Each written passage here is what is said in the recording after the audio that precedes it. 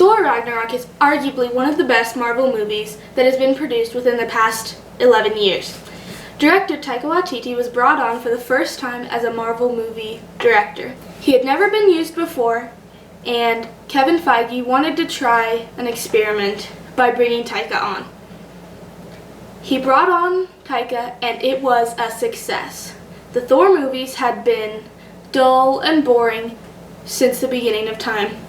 The director brought a new point of view to the movies.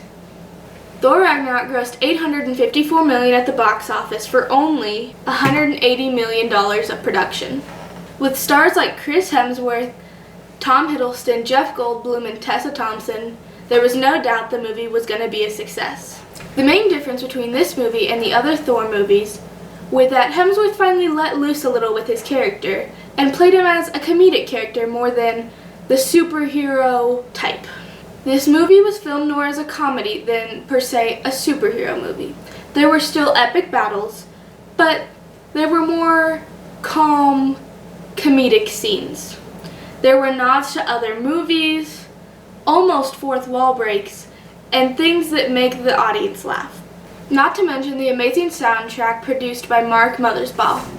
The script was very loose for the movie, and the actors had more free reign than in past movies. Besides the obvious of being connected to the Marvel Cinematic Universe, there were obvious hints at other movies. For example, in the opening scene with Surtur, Thor must wait for Mjolnir to be called to his hand, which is a callback to the Avengers movie, where he waits as the Hulk almost smashes him.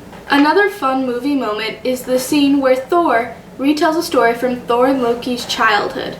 It is my personal favorite scene. A quick FYI, I was just talking to him just a couple of minutes ago, and he was totally ready to kill any of us. He did try to kill me. Yes, me too. On many occasions. There was one time when we were children, he transformed himself into a snake, and he knows that I love snakes.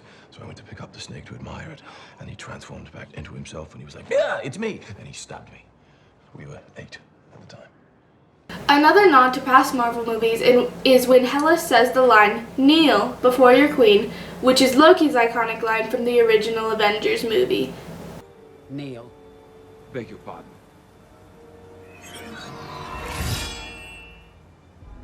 Kneel.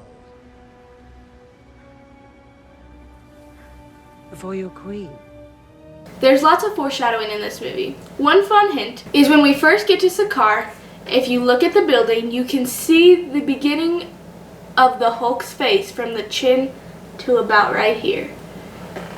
It's foreshadowing that the Grandmaster's Grand Champion is the Hulk, and foreshadows that Hulk will be fighting Thor later.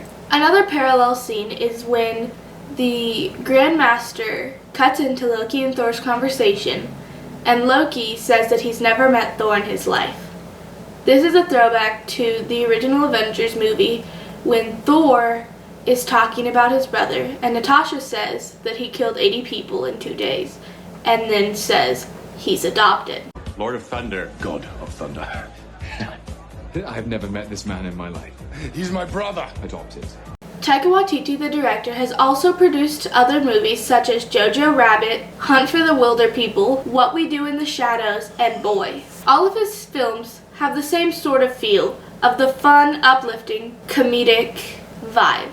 Chris Hemsworth, on the other hand, has done a variety of films, all of which have a very different feel from Ragnarok.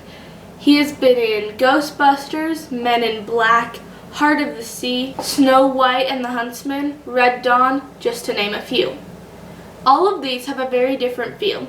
Hardly any are very comedic and carefree. So Chris quite enjoyed having a break from his normal mantra of the serious character, which he had been doing as Thor for the past 2 movies. With amazing stars and great directors and producers, there's no reason why this movie wouldn't have been a hit. Rotten Tomatoes gave it a 93%, which is an amazing score.